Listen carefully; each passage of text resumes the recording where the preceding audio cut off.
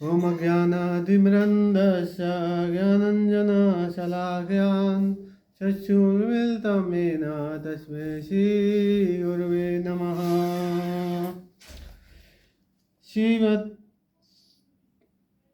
श्रीमद्भागवतम स्कंद 9 अध्याय 7 श्लोक संख्या 10। अहो बत स्वपचोतो गरीयान् यज्जीवा अग्रे वर्तते नाम तुभ्यं ते पूयस्तपस्ते जुहुवु विष्णुराय ब्रह्म अनुचुरनाम गृहते। हे प्रभु, जो भी व्यक्ति आपके पवित्र नाम को अपनी जिह्वा पर रखता है वह दीक्षित ब्राह्मण से बढ़कर है। वह स्वपच कुल में जन्म लेकर और मनुष्यों में अधम होकर भी महामंडलित है। भगवान के पवित्र नाम के कीर्तन की यही तो अद्भुत शक्ति है। जो पवित्र नाम का कीर्तन करता है समझ लो कि वह सभी तरह की तपस्या कर चुका है। वह सारे वेदों का अध्ययन कर चुका है। उसने वेद वर्णित सारे महान यज्ञ संपन्न कर लिए हैं। उसने समस्त तीर्थों में पहले ही स्नान कर लिया है और सचमुच वही आर्य है। तो इस प्रकार से यहाँ पे कहा गया है कि जो व्यक्ति क्या होता है,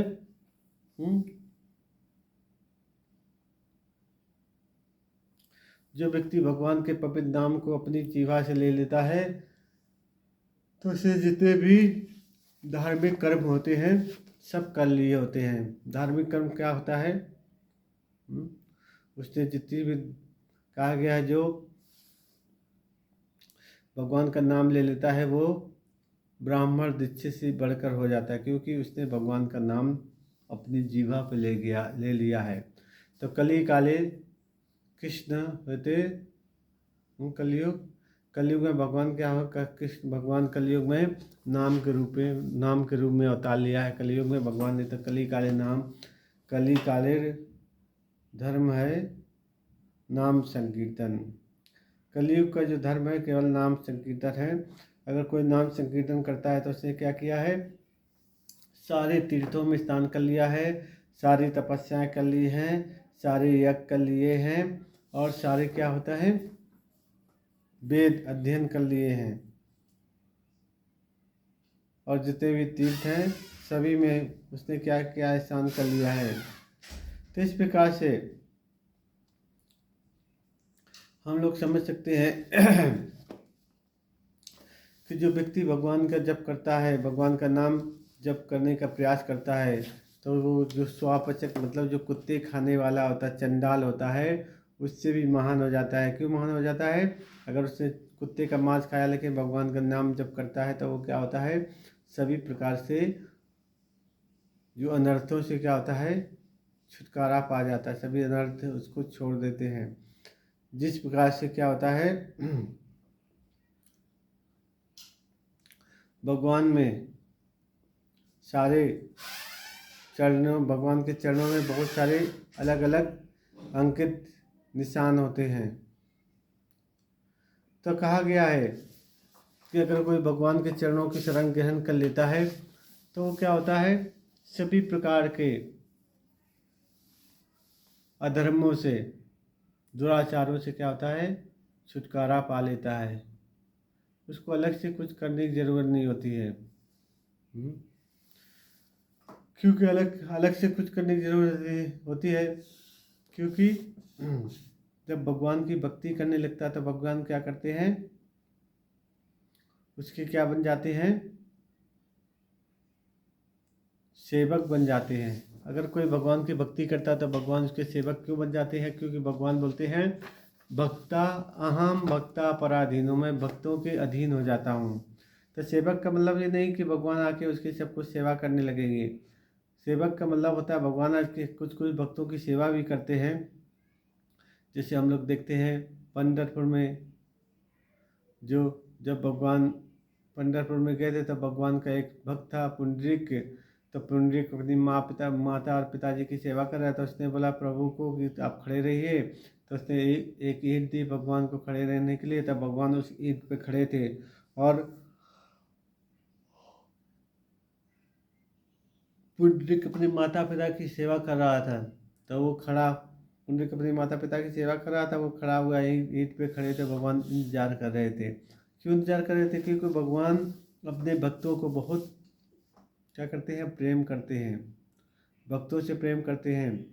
तो इसलिए भगवान जब भक्तों से प्रेम करते हैं तो भक्तों को जो भी चाहिए वो सब कुछ प्रदान कर देते हैं। तो अगर कोई व्यक्ति क्या करता है, अलग अलग तीर्थ स्थानों में जाके स्नान करेगा, तब बहुत सारे तीर्थ स्थानों में जाके स्नान करेगा तब उसको कुछ पुण्य प्राप्त होंगे।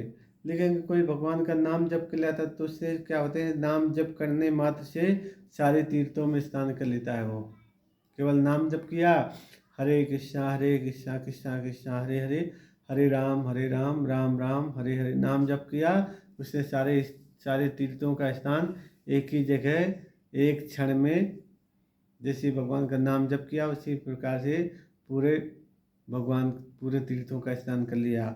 और कहा गया है और व्यक्ति क्या कहा गया है,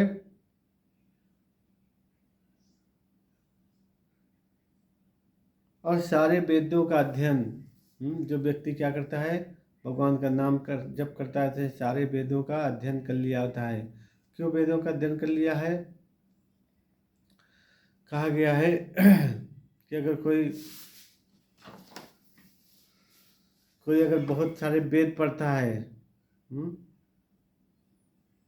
बहुत सारे वेद पढ़ लिया, लेकिन वेद पढ़ने के बाद अगर भगवान को नहीं समझ पाया तो क्या होगा, वेद तो उसके वेदों को पढ़ना बेकार हो गया। अगर कोई भगवान को समझ लिया तो वेदों का जो सार क्या है, वेदों का सार है भगवान का नाम जप करना। तो अगर कोई भगवान का नाम जप करने लगता तो उसने सारे वेदों को पढ़ लिया। और यज्ञ क्या किया जाता है, बहुत सारे यज्ञ भी होते हैं। तो यज्ञ किस लिए होते हैं? भगवान को प्रसन्न करने के। 1 यज्ञ, 2 यज्ञ, 10 यज्ञ, 20 यज्ञ, अश्वमेध यज्ञ, हजारों लाखों यज्ञ अगर कोई करता है तो जब हजारों लाखों यज्ञ करता है तब भगवान क्या होते हैं, प्रसन्न होते हैं। लेकिन यहाँ पे कहा गया कोई भगवान का नाम जप करना शुरू कर देता है तो उसको अश्वमेध यज्ञ जो होते अश्वमेध यज्ञ होते हैं उनका फल प्राप्त हो जाता है। और आगे कहा गया है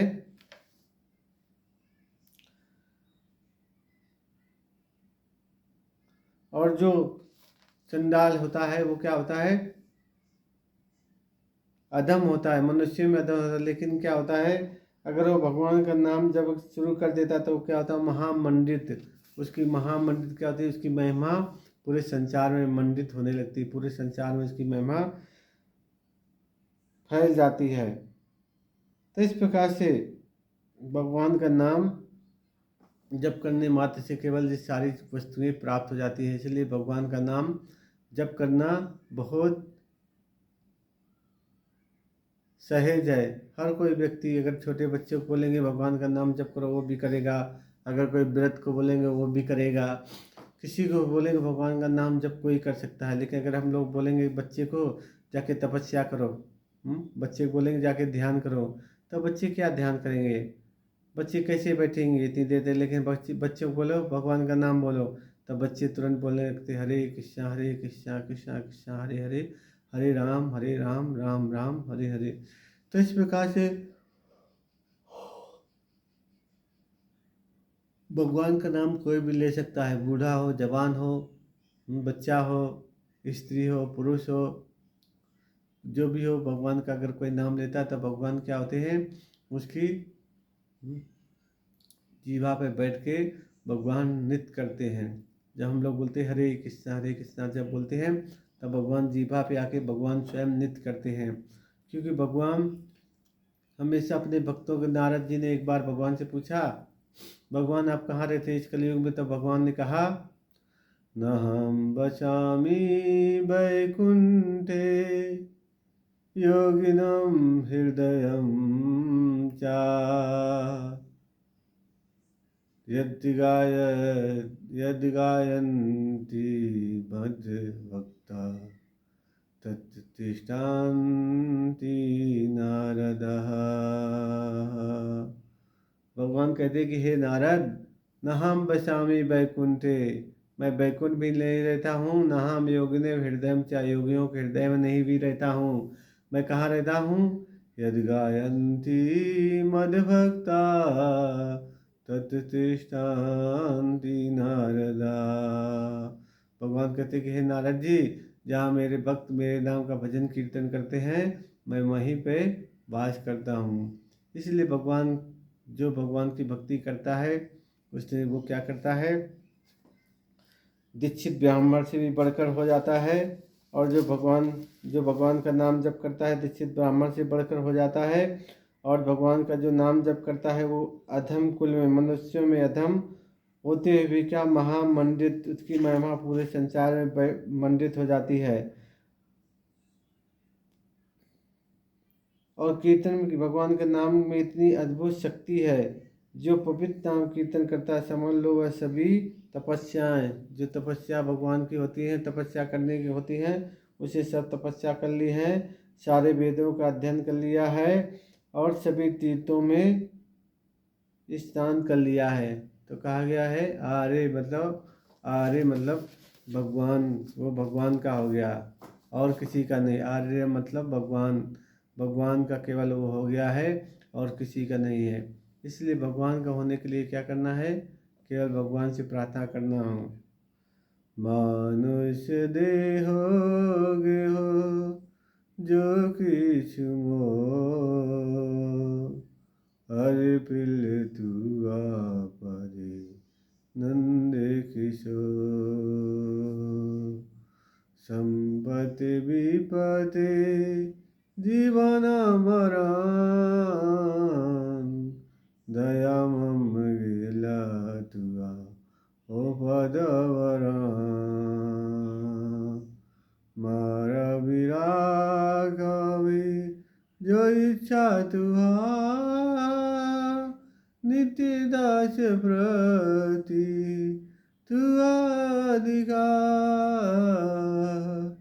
नित्य दास प्रति तुआ अधिकार।